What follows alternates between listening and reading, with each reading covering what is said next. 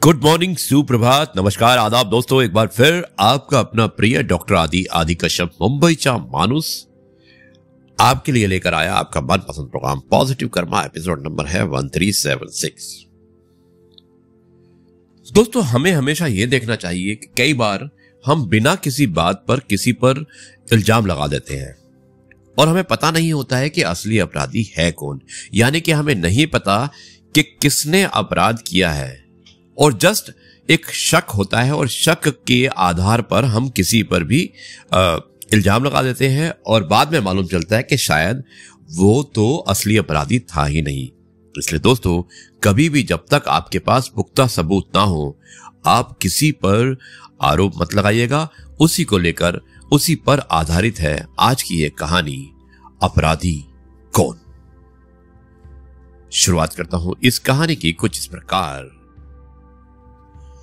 एक स्थान से दूसरे स्थान पर एक व्यापारी जहाज से लौट रहा था।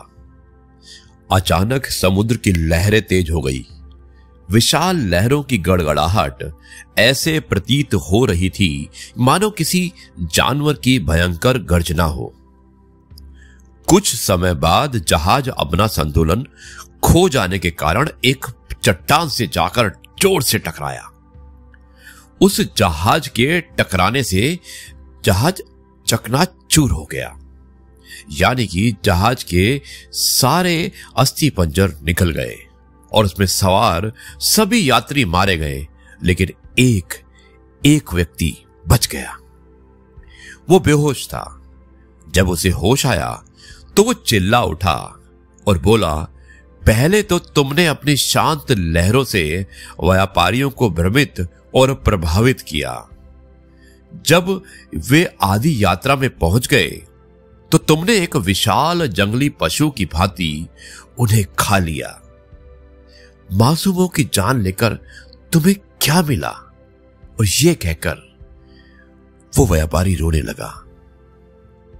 तभी समुद्र में से एक लड़की रूप में प्रकट होकर बोला, मुझे दोष मत दो। मेरा स्वभाव शांत है, मगर मैं क्या करूं? ये तेज तूफानी हवाएं मेरी आज्ञा लिए बिना मुझ पर आक्रमण कर देती हैं। असली गुनाहगार तो ये तेज तूफानी हवाएं हैं, बल्कि मैं समुद्र नहीं, क्योंकि मैं तो शांत स्वभाव का हूं। और अगर आपको दोष ही देना है तो इन तूफानी हवाओं को दीजिएगा, ना कि मुझ समुद्र को।